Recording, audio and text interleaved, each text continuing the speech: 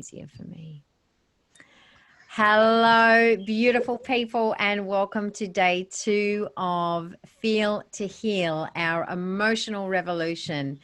First of all, I just want to do a quick apology and let you know that Facebook decided it didn't want to stream live for us today. And just going forward with the week, that is something that is unfortunately beyond my control, and it's in the hands of the Facebook gods. So in the event that I can't stream the interview live into the group at 11:30 each day, I will, of course, go ahead and record the interview, which is what I'm doing now, and then I will post it in there for you to catch the replay. You also, of course, if you're registered, you receive an email with the recordings from each day as well. So you won't miss a thing. Just because Facebook doesn't want to play nice doesn't mean that we cannot proceed. So today is day 2 of the emotional revolution. And today the emotion that we're honing in on is the emotion anxiety. And it is an absolute joy to me to bring to you this inspiring, amazing woman who I have known since she was 21 years of age. And she is family. She's complete and total family to me. She's I call her my sister, and for good reason. But what she is here to share with us today is what I think is one of the most important conversations that we need to be having. And we need to be having these conversations, as I put in my original email about this whole process. I didn't want to bring you the textbook experts to have a conversation about these emotions. I wanted to bring you the people that have had a personal experience with these emotions, because nothing wrong with the textbook experts. This is not a judgment. This is not a them or this. This is not a this or that. This is really, though, about, because Feel to Heal isn't about this is not counseling or coaching. This is a conversation and education and some validation to our emotions. I really did want to bring you the people that have had a personal experience and can offer what has supported them, what they have found to support themselves with these emotions. And that's the practicality of what I want you to take away from it. So without further ado, Mel X Cameron, absolutely beyond excited to have you here. Welcome. Wow. Thanks, Jen. Thank you so much. I just want to say on that, when I first met you, and you say I was 21, I remember saying to myself, and then I think I said it to my brother at the time, I want to be Jen Forster when I grow up. Boy, did you have no idea the journey my life would, if you want to go on a roller coaster, yeah, definitely be like Jen Forster. My life has been an epic roller coaster. I wouldn't have it any other way. It's the reason that I can sit here now and have this conversation. But yeah, thanks, Mel. I love that. And yeah, that's so sweet, so kind and so sweet. So let's begin the conversation. Thanks, Jen. Yeah, look, my pleasure. Let's begin the conversation with, tell us just a little bit about who you are, what you do, and who you help. So I am a mum to 2 beautiful, little, cheeky, sensitive, adventurous boys. I'm a wife to the most incredible man that I know. And I live on the beautiful Sunshine Coast. But more importantly than any of that, I get to be me. More importantly than anything, I get to be all of me, fully expressed, in full alignment, in full authenticity. I get to be me. And I live with purpose and passion to help others also uncover that for themselves. I specialize in working with families and mums and dads who want to reconnect to what's really important for them, whether that's more time with their kids or freedom of choice or whatever that might be, more adventure. I specialize in helping families reconnect to what's really important for them.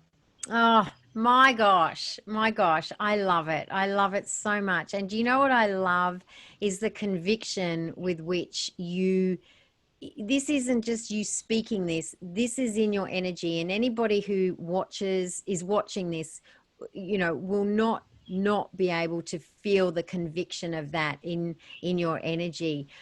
But Mel, it wasn't always like this, was it? Which is let me tell you, Jen. Let me tell you, even as I sit here now with conviction, with the confidence, I'm noticing just how anxious I feel. And I want to make that really clear, because a lot of people over the past few years, where I have uncovered a lot about anxiety and my experiences with anxiety, they have said to me, you obviously don't have anxiety anymore. And I just want to make this really clear. I will live with anxiety. It is an emotion. It's something that I experience. But what has changed for me is how I get to experience my anxiety. So sitting here now, I felt all of the feelings. I felt nerves arise. I felt the worry of, will I say the wrong things? How will I come across? But what I'm really sure of is that I don't make that mean anything. I get to sit with it, I get to feel into it, and I get to just, be okay with it. That is so good. And what a brilliant distinction. And I'm so glad you made that distinction, because none of what we're talking about this week is about fixing you or coming up with a solution so you don't feel things, so you don't experience, sadness, anxiety, hurt. This isn't at all about that. And that is just such a powerful distinction to make, Mel, because this is about understanding that these emotions are as much a part of us as our hair, as our skin, as our eyes, as our heart, as our hearing, as our senses, our tangible and intangible bits. These emotions are part of us. They're not to be, this is not about finding a way to fix or get rid of them. It's about finding a way to cultivate a relationship with the emotion. Yeah. So thank you so much for making that distinction. And then, and yesterday I said to Rachel, it's, one of my daily practices, moment to moment practices is, and I ask myself this question a lot, can I hold two truths at once here? And we all can, but as the binary creatures that human beings are, that need to put things in boxes and put things in categories, we forget we don't have to be binary. Yes, it's our nature to be binary, but we don't have to have things, as 1, 2, 1, 2, 1, 2, 1, 2. We can actually hold a 1 and a 2 together. We can hold two truths together. And to hear you say that you are sitting there speaking with conviction and with anxiety, and two truths, two polar opposite truths that we think we can't have in the same breath, let alone the same moment.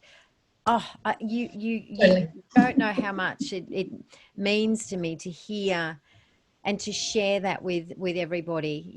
If everyone can take home one thing from this whole week, it's, can I hold two truths? Can I allow the emotion that I'm experiencing to be present with anything else that's here with me right now too? All right, totally. Take us back though, Mel, because it hasn't always been like this. Have you always been able to hold two truths, Mel? No. No. So, look, I can remember as far back as 6 years of age, probably if not even earlier. And I've always been a really highly emotional and highly sensitive young girl. But I guess over time, I made that mean that it was a bad thing. That then, to be highly emotional, to be highly sensitive wasn't the right way of doing things. So I got really good at suppressing all of my emotions and, my feelings and the things that I enjoyed. I got good at just packing it all away. Over the journey, I've just managed with that, but it has resulted in me experiencing a lot of anxiety and worry and fear. I've lived with a lot of fear of what could go wrong throughout a lot of my life from a young child, you know, and what does that mean? Well, that means I missed out on doing a lot of things that potentially little Mel was desperate to do. You know, there was lots of things I said no to because this little anxious feeling was popping up, and at the time I didn't know how to hold two different things. You know, I was like, well, anxiety is bad, so pack it away and don't do that thing because that means it's scary and I need to fear for my life. So I conditioned myself over that whole time to just make that survivable, you know, just to make that my life. And I also became okay with that. But then it kind of wasn't until I reached motherhood and I had my first baby, and I noticed it all coming up, and there was a bit of postnatal depression and those, you know, those fearful feelings and the worry and the anxiety and all of that appeared. But I was still okay. I was managing, you know, I'm managing this suffering that everyone told me anxiety had to be. It had to be a suffering. It had to be debilitating. So I'm being told and conditioned that anxiety is bad, right? We're constantly told that it's a suffering, it's a bad, I feel really bad for you that you have anxiety, I'm sorry that you have anxiety, etc., etc., etc. So this is feeding my story of life is scary, life is bad, life is something to be feared. But it wasn't until the birth of my second son and you know, that anyone who's a mum and anyone who you know, has experienced the normal everyday chaos that motherhood brings will understand when I say the pain for my anxious mind. And let me tell you, I have OCD, which, you know, that just triggers anxiety. That just triggers the experience of anxiety because my obsessive compulsive mind needs things to be in order. And I've always sort of found that was also wrong. I shouldn't have OCD, but I now believe this so wholeheartedly. That's my superpower. It's part of me. It is part of my blueprint. And yes, I know I can change that, but I love it. And I honor that about myself. So I own it. And I get to use my OCD ways in ways that really feel good for me. But it was you know, going back to having my second son, I really reached an unbearable amount of pain. Life just wasn't able for me to be surviving through anymore because on top of an anxious mind, OCD, I've already got one young boy, I've got a second young boy. I also ran and operated my own business as a nutritionist. And I, you know, as a nutritionist, you love everything health and wellness, right? But here I am as a young mum, two young boys, completely stressed out of my mind and overwhelmed, teaching people how to be healthy and live a life of wellness did not feel in true alignment to me whatsoever. So I got honest with myself, and I knew there had to be another way for me to experience my anxiety. And what I found was that there is. And I never knew a world of possibility existed that actually exists for me right now. And about 4 years ago, I made a decision because my anxiety had reached a place of unbearable pain that I was no longer ready to accept as my normal, everyday way of living. I made a decision and I said, I am changing my experience with anxiety. And then I got really clear on what that meant. Yeah, that is so powerful. You touched on a couple of things just then, and one of the things that I really wanted to come back to is your experience of anxiety, right?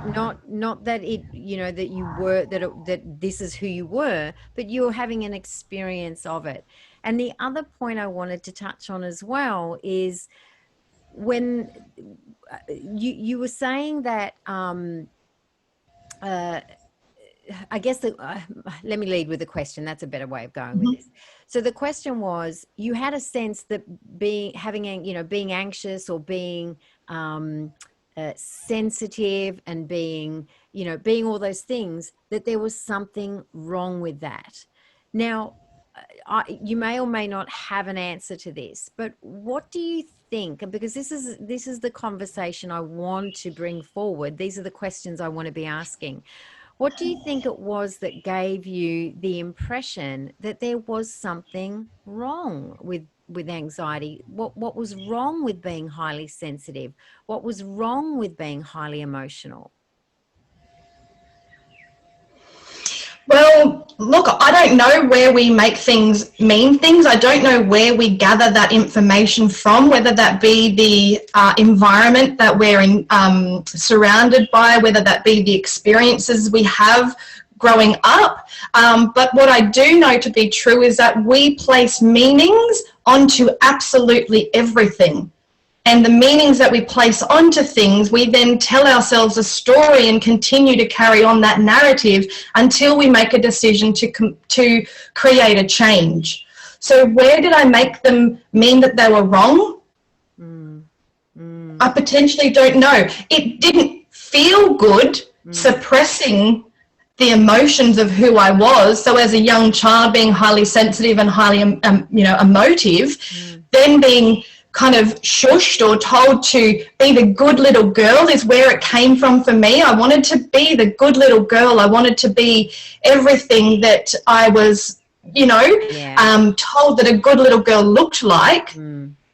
So then doing anything that was outside of that, I felt was wrong. Yeah, let me come into that, because I think this is really critical for all of us, because I think that a lot of the right wrong that comes comes from the good bad, and whether that's just within within the family environment. I know in my family environment there were, and I've shared this openly in many forums and groups. Mel is in one of my groups and she knows I'm very transparent about my professional partnering and parenting faux pas, but many of them have just been because this is what the world tells you is a happy, functioning household, right? So there's this almost Brady Bunch picture that says this is what a happy, functioning household looks like. And of course, if you don't fit into that, as a parent, the pressure is often on the parents to go, well, what is everyone going to think of me? So I'm just going to get my kids to kind of fit into this version of what the world says is a happy, functioning family. But in doing so, I think that's where we begin to plant those seeds of what is good and bad and what is right and wrong. And there is no judgment, no blame, no fault finding in this at all.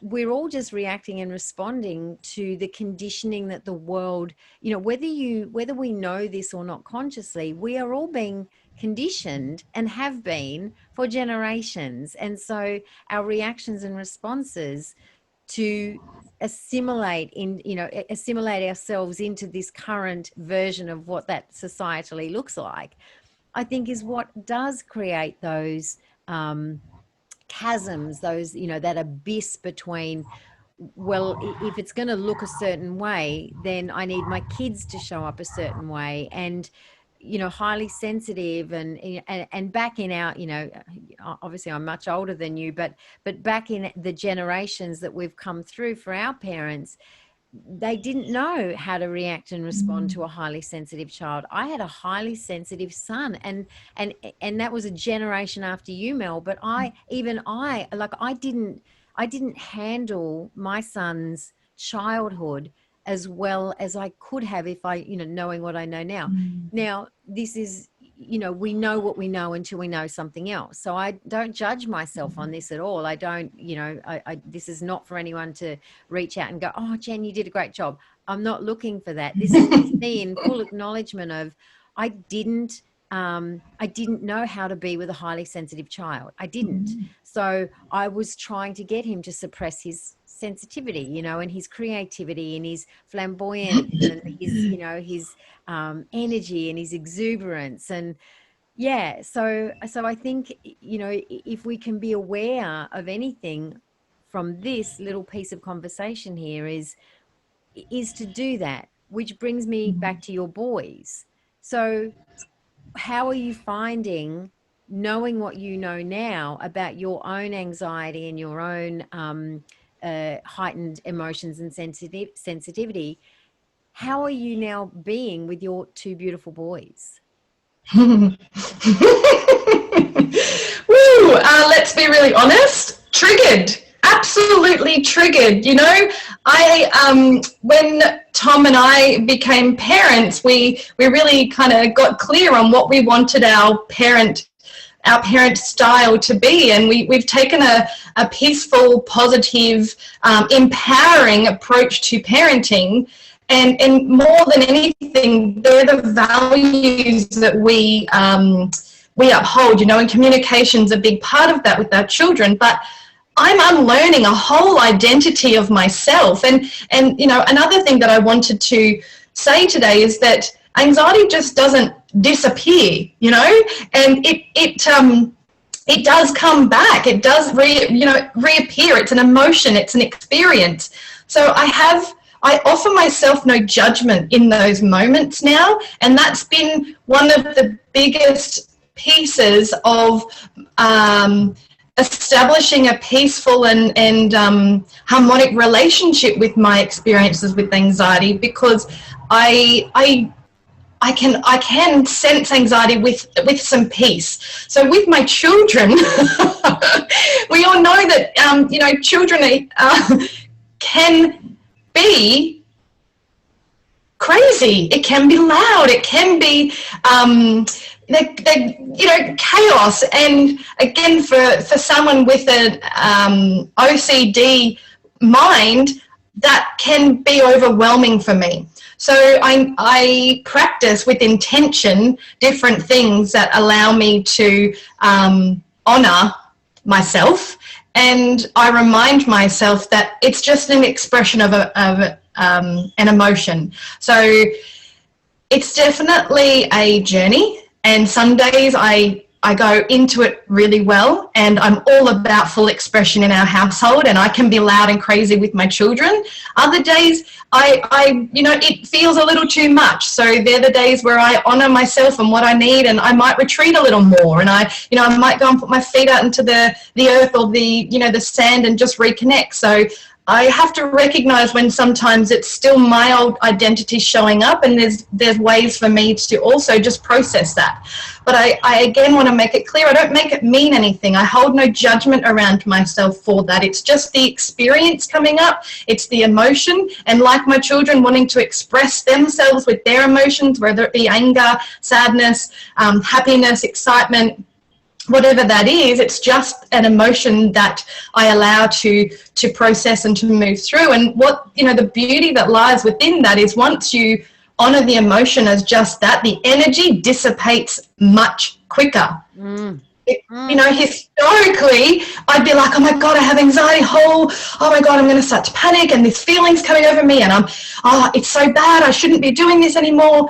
And now I'm like, oh, I've got anxiety. Cool. Where's this taking me today? Great. I don't make it mean anything. And I've noticed just how much quicker it tends to leave my body. And it's cool. I feel so much more empowered after that. Yeah, that is just, I love that so much. So one of my favorite expressions, you know, with people that I work with, is to help them be reminded and remember that, you know, that which we resist persists. And there's a reason we have that saying. I don't know who said it, maybe Socrates or someone like that, but it's not mine. But that which we resist persists. So a lot of, and in fact, if you go back to the original, one of the Four Noble Truths of Buddhism, and this is totally paraphrasing, I haven't got this exactly right, but essentially it's saying that, you know, our struggle and our suffering comes from thinking that life should be any way other than it is, right? So when anxiety comes, or when, and Rachel really touched on this, you know, yesterday, and I suspect this will be the beautiful theme that runs through this whole week,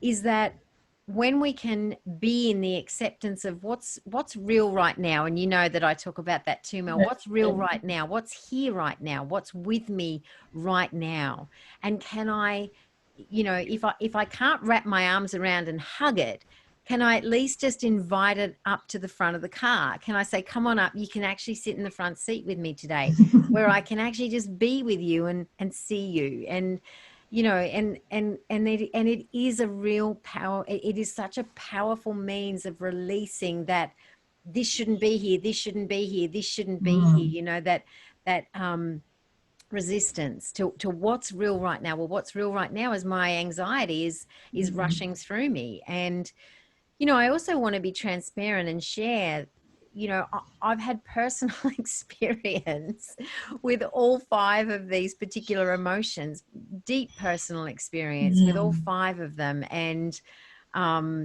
so I've had to learn to find a way to welcome them in and give myself permission to feel what I'm feeling, as you've just so beautifully stated.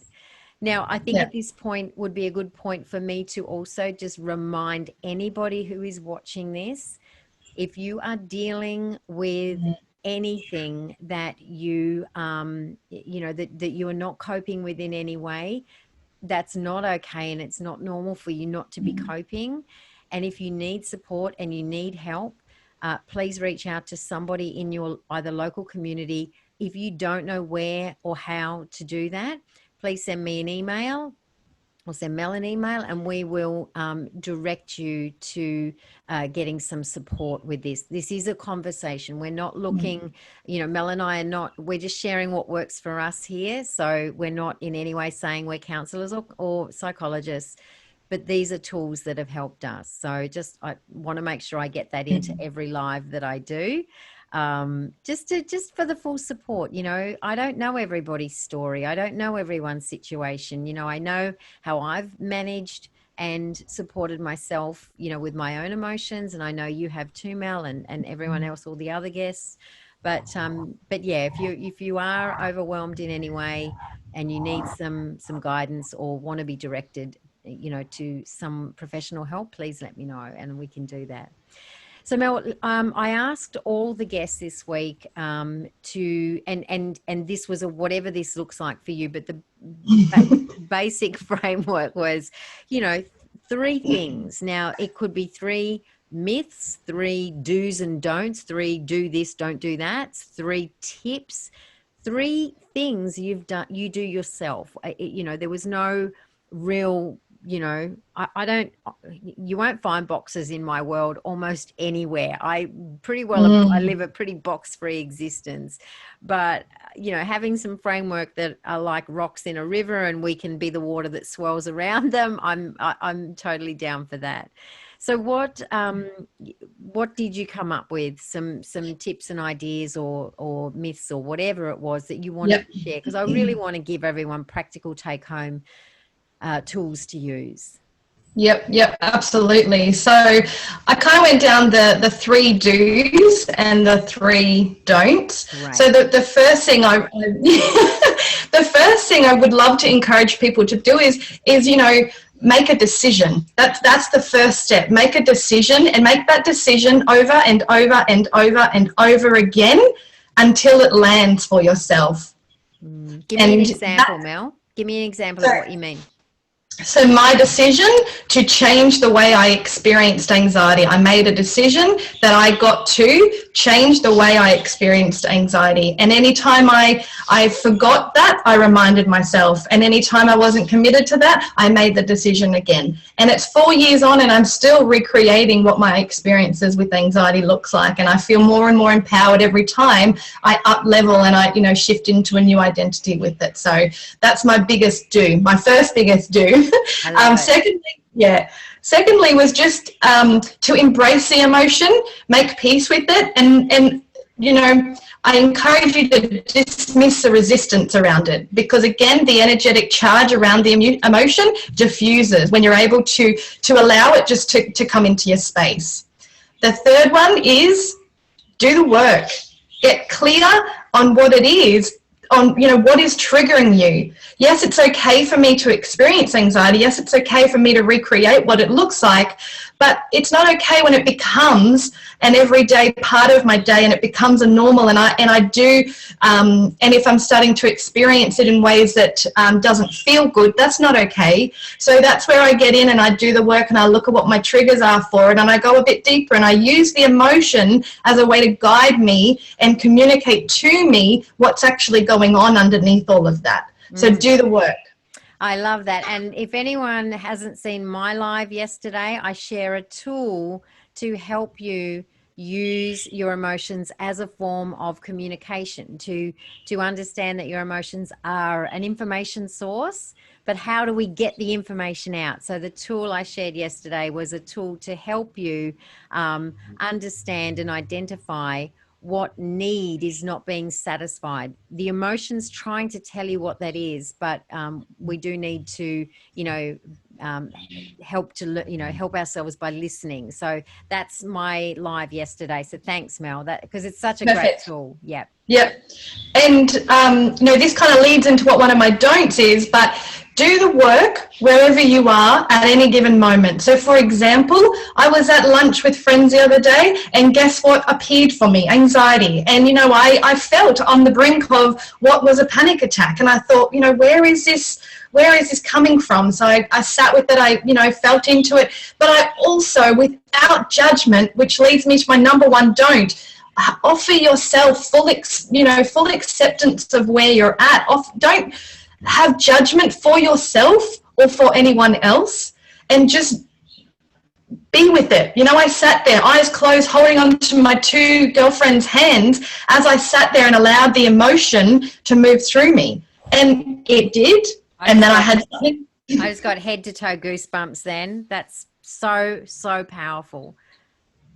Yeah, and it did, it released, and then we sat and we talked, and I had some food, and I went, hang on, it was like a contraction. I was like, I'm in labor. I'm like, what is going on? And again, this sense of overwhelming panic just hit, and again, I just went into, all right, I'm going to, deep breathe, shut my eyes, listen in, what's going on, where's it coming from? And again, it processed, and I walked away feeling so empowered, and also just felt so incredibly proud of myself that I had no judgment of myself in that moment. What was going on around me, who was watching me, who was, saying things, I didn't care, because more than anything, I'm a stand for us, and I'm going first in being full expression, full alignment of who we are at the core of us. We get to live the wildest. So and good. Like I'm just here going, power to you. Oh my gosh, this is seriously, I've got goosebumps on goosebumps on goosebumps. Keep going. Don't let me get in the middle of this. You get in my group, Jen. What's going on? The jam is real. I take full stand in going first to allow others to fully get to that place where they're living, and excuse my language, Mum, I know you'll be listening, but where you get to live a fully fuck yes life. You get to live the wildest life that you could ever imagine. All of my inner child, all of this fun, creative, sensitive, full of emotion child is expressed now in this woman. And I want others to experience this, because life is meant to be so much more than what we are settling for. Oh, yes. Our truest, most beautiful life is available, and it includes sadness, and it includes anxiety, and it includes hurt, and it includes anger, and it includes shame, and it includes happiness, and it includes excitement, and it includes joy, and our truest, most beautiful life encompasses and holds all of it, because it's big enough and expansive enough that, yes, Mel, it is exactly how we're all here to live, but we're trying to live this, not that. you know, Totally. and that's where, that's where I think, where Yeah. we are all living in this, this angst Black of or life. white. Yes, yes, that's Yeah. the binary part of, that's a human thing, Yeah. right? But Yeah. we're the vessel that holds it all. We are the space that holds all of it, all of it, all of it, all of it. Oh, Yeah. did we get to your Totally. final don't? No, but that's okay. No, let's do it now. No, let's do it now. I want to make sure, because um, that's my OCD going, wait, there was one more don't. don't hide behind the self-development. Don't hide behind it. Get in, do the work. Don't hide behind the positivity, the happiness, the pretend realm of self-development. Get in and give yourself full permission to own every part of you. It's where life becomes so magical. Oh my gosh. I am so glad we didn't miss that don't. I am so glad we didn't miss that don't. Yes, yes, yes. And I'm going to fully own that for at least a decade of my life. I hid behind self-development. I told myself that I was doing the work. I told myself that I was reading the books. I told myself that I was going to the self-development seminars. And it's true. I absolutely was. I used to wear this badge of honor, and it used to be self-development junkie, right? It was a badge of honor. But what I was doing was using self-development as a distraction, because self-development feels good, right? When you're actually doing self-development and reading about, if you're reading about other people's journeys and other people's stories, and and all the, if there's even a hint of resonance can be like a numbing agent, right? It can numb. When you resonate, sometimes it numbs you, because you get that hint of it. This kind of resonates, so it's kind of dulling my pain a little because I'm resonating. But what it can also do is become this distraction from, what we say is where, where the rubber hits the road, and you actually then, to create the change, you've got to begin to integrate the what you learn. There's nothing wrong with the wisdom, but we're all just going to become experts at self-development and still have the same crappy life that we had 10 years ago, and nothing's changing. Now, why is my life still the same? Oh yeah, I heard that before. Yeah, I know that. Yeah, I've done that. Yeah, I've read that. Yeah, I've been to that. But my life's still the same crappy life that it was on the inside, right? This is on the inside. And then we're pretending on the outside that everything is great, but on the inside, it's not.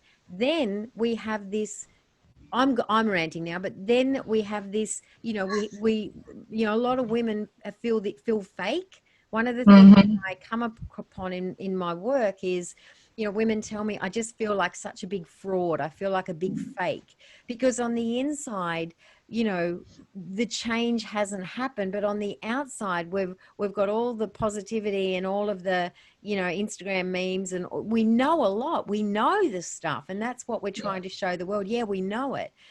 But here, the soul, the truth of us doesn't feel it, because it hasn't had a chance to be seen, felt, heard, acknowledged.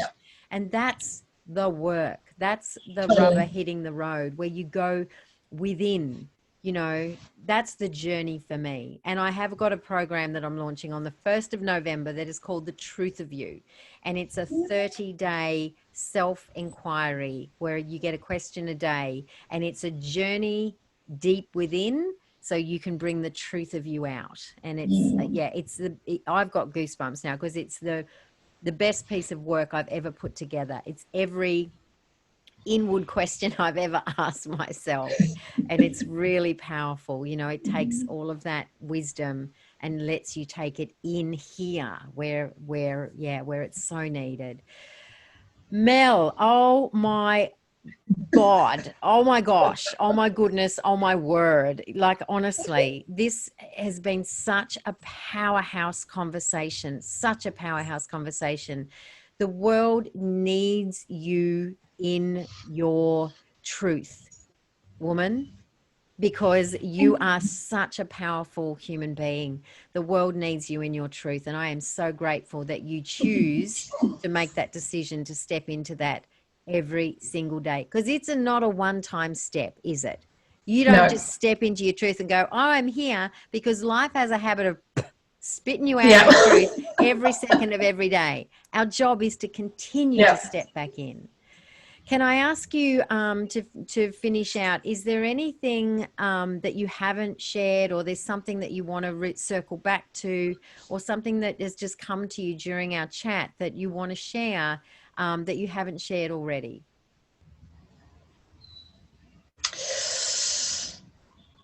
Probably not really. That's Not really. good. No, totally No, cool. I I don't always think like so. to, Yeah. I just sometimes know that sometimes, you know, when I hit stop record, I sometimes hear, you know, people say, oh, I thought about saying this and then I didn't say it. So it's just an opportunity. If there's something that the truth of you is going, say this, and you go, no, I don't think I can say that. But if there is, yeah, feel free to jump on board and interrupt me and say it. But I just truly want to thank you so much for stepping into this and sharing this conversation, and really expressing what does it look like to really have a life with anxiety, how to live a life with anxiety. And Rachel did it beautifully yesterday, you know, with her experience with grief and sadness, and you have absolutely just so many mic dropping moments on our chat today, and I want to just honor you so much, woman. Like, seriously. Yeah. Thank you, Jen. Seriously, you are one of my favorite people on this planet. Oh, thank you so much. There's one thing that's come up. I knew there would. And I thought it before, but I didn't know how to articulate it into words. But it's simply know your worth. That's it. Know your worth. Because for me, that is my daily reminder that helps me to continue to make this decision and to, you know, to continue just chip away all those little things around anxiety. You know, it's just know your worth and continue to remind yourself you are worthy. And that's it. And I just want to say thank you so much, Jen, for facilitating this epic 5 days, because, you know, like you, I really want to bring more awareness around this. And this is the true healing. This is the true work that I would love to see more people step into. And I wholeheartedly believe that if I'm able to offer this kind of mental hygiene, a routine, or, you know, this work to my children, the future looks incredible. And I am so excited for that. Yeah. And let me acknowledge you, because, you know, that's really, that's what we're doing at the moment. You know, yourself, myself, anyone who is walking headfirst towards their inner truth, you are creating generational change. And I don't want that to be too light. You know, I don't want that just to be glossed over. This is generational change that we're all a part of. If you're in this group, if you're part of Feel to Heal, you are part of creating generational change, where we begin to, if we can see ourselves differently and understand ourselves differently and create a new relationship with ourselves, we then create a different world. It's just, you know, this isn't some cliche. Where if 8 billion people connect and change and create a relationship with the truth of themselves, the whole world will become unrecognizable. Like, it really will. So yeah, you know, this is such important work. It's such important work. And I honor anyone who walks towards the truth of themselves. I'll walk beside you every step of the way, always and in all ways. Yeah. Thank you so much, Jen. No, I love you. I love you too, beautiful woman. Thank you. Now let me put my glasses back on so I can actually see the little buttons. So I'm just going to sign off now and pop this recording into the group, because I know there'll be people. My phone's been buzzing, so there's probably people going, where is it? I logged on it. Yeah. You know, we've got people from all around the world in Feel to Heal. So there's a million time zones happening at the moment. So, all right, my darling, I love you, and I will see you in the group. Sounds great.